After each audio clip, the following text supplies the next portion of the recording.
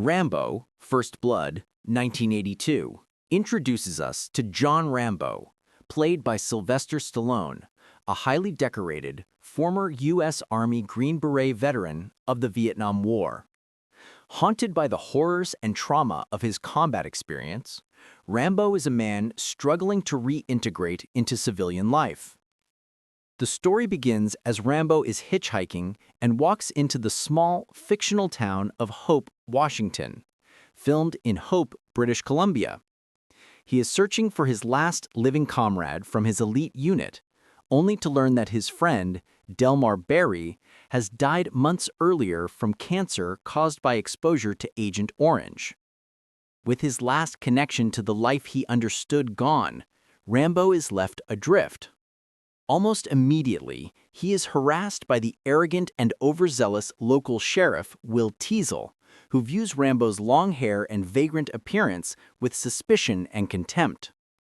Teasle escorts Rambo out of town, but Rambo, feeling unjustly targeted, immediately turns around to head back, leading Teasle to arrest him for vagrancy. At the police station, the deputies subject Rambo to increasingly rough and humiliating treatment. A flashback is triggered during an attempted dry shave with a straight razor, bringing back vivid memories of his time as a POW enduring torture in Vietnam. Driven by instinct and a sheer will to survive, Rambo snaps, violently fights off the deputies using his Green Beret combat skills, and escapes into the rugged wilderness of the nearby mountains. A manhunt ensues, led by a vengeful Sheriff Teasle, who drastically underestimates his target. The chase quickly turns into a desperate guerrilla war as Rambo employs his advanced survival and booby-trapping skills to evade, disarm, and incapacitate his pursuers, but not to kill them. The only intentional fatality in the film is an accidental one. Deputy Art Galt falls from a helicopter after Rambo throws a rock at the aircraft to protect himself. As the situation spirals out of control, Colonel Sam Troutman, Rambo's former commanding officer and trainer, arrives.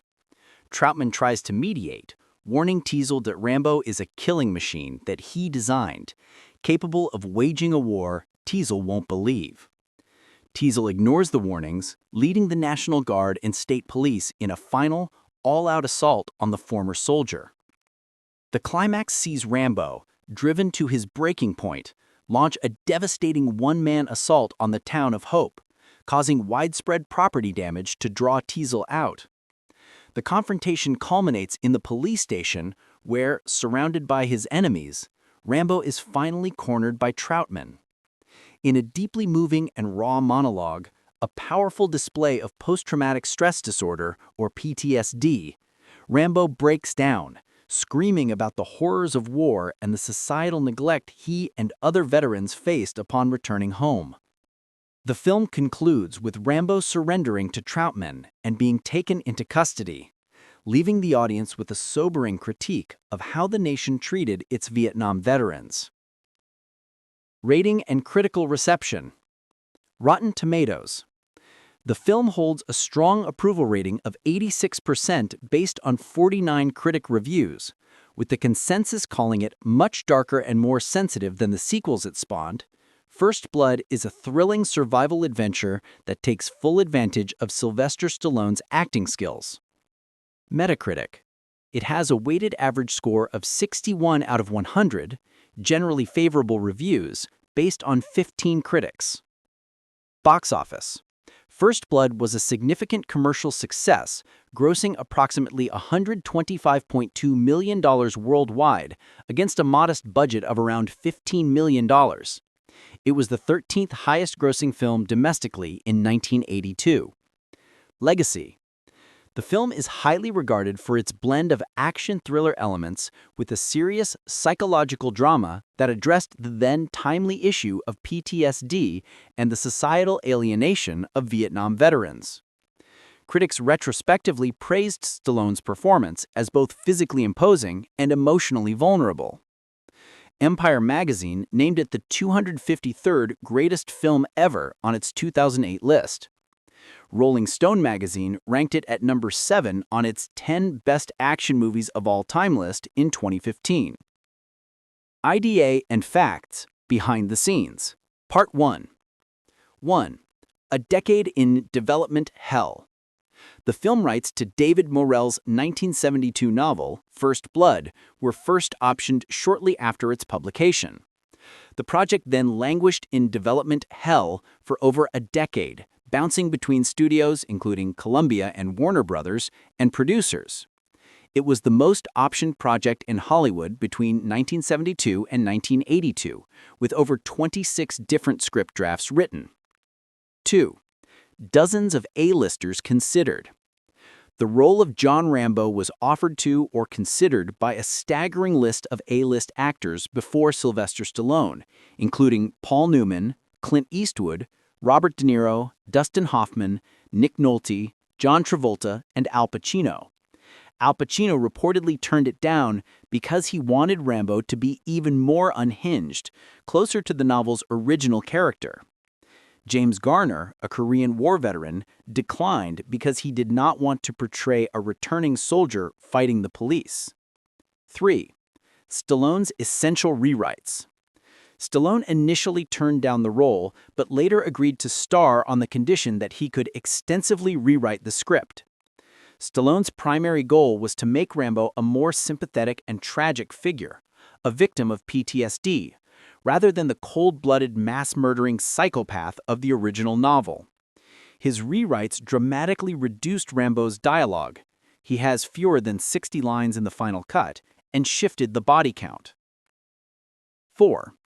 The famous low body count. In a radical departure from the novel, where Rambo kills over 20 people, Sylvester Stallone insisted that the movie version of John Rambo refrained from intentionally killing anyone. As a result, First Blood features an astonishingly low official body count for an action film of its type. Only one death, which is accidental: Deputy Art Galt, who falls from the helicopter. This creative choice was a key factor in making Rambo an anti-hero the audience could root for. 5. The original ending was drastically different. The film's theatrical release ends with Rambo giving a powerful emotional breakdown and surrendering to Colonel Troutman. However, the original ending that was shot was much darker and truer to David Morrell's novel. In the initial cut, Rambo dies by suicide in Troutman's arms, or is killed by Troutman. The suicide ending, in this version, Rambo asks Troutman to shoot him because he can't kill himself. Troutman refuses, so Rambo lunges at him, forcing Troutman to fire, killing Rambo. The test screening reaction. When this ending was shown to test audiences, the reaction was overwhelmingly negative. Viewers had grown too attached to the Rambo character and felt cheated by his death, especially after all he had endured. Sylvester Stallone, having invested heavily in creating a sympathetic anti-hero, insisted on reshooting the ending to allow Rambo to survive, leading to the dramatic surrender scene that now is known worldwide. This single decision enabled the entire franchise to exist. 6. Filming locations. Hope, British Columbia, Canada. The small, rugged town of Hope, British Columbia, Canada, served as the primary filming location for the fictional town of Hope, Washington. The production faced significant logistical challenges due to the remote, mountainous terrain. The famous Othello tunnels, located just outside the town, were used for Rambo's daring escape sequence from the police. The movie's iconic backdrop, including the mountainous forests and waterfalls, were real elements of the Canadian wilderness, lending authenticity to Rambo's survivalist struggle. The production built the town's police station set in an abandoned former sawmill. When Rambo assaults the town in the climax, much of the property damage was filmed on this set. A strained relationship on set. The production was reportedly marked by tension, particularly between lead star Sylvester Stallone and veteran actor Brian Dennehy, Sheriff Teasle. Dennehy was a serious, classically trained actor who was wary of the action hero genre and the production's growing focus on Stallone's physical performance over the script's original dramatic intent. Dennehy often spoke of the contrast between the serious script they started with and the finished film, which he felt emphasized spectacle. The conflict did not lead to a breakdown in their professional relationship, but it underscored the creative friction over the film's tone and direction. 8. The knife, a symbol and a design legacy. The survival knife featured in First Blood became an instantly recognizable piece of movie iconography and dramatically influenced the commercial knife market. The famous hollow-handled knife with a sawtooth spine and survival kit inside was custom designed by Arkansas knife maker Jimmy Lyle. The design set the standard for what became known as the Rambo knife and led to an immediate boom in demand for large, specialized survival knives worldwide. Sylvester Stallone actively collaborated with Lyle on the knife's design, emphasizing its practical and intimidating appearance. The knife is almost a character in itself, symbolizing Rambo's ability to survive and his connection to the wilderness. 9. The director's vision, action, and psychology. The film was directed by Ted Kotcheff, a Canadian director known for his strong handling of human drama, The Apprenticeship of Duddy Kravitz.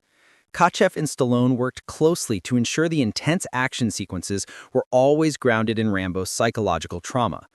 Kotcheff viewed the film not merely as an action picture, but as a modern, tragic western about an outsider being persecuted by an authoritarian small-town sheriff.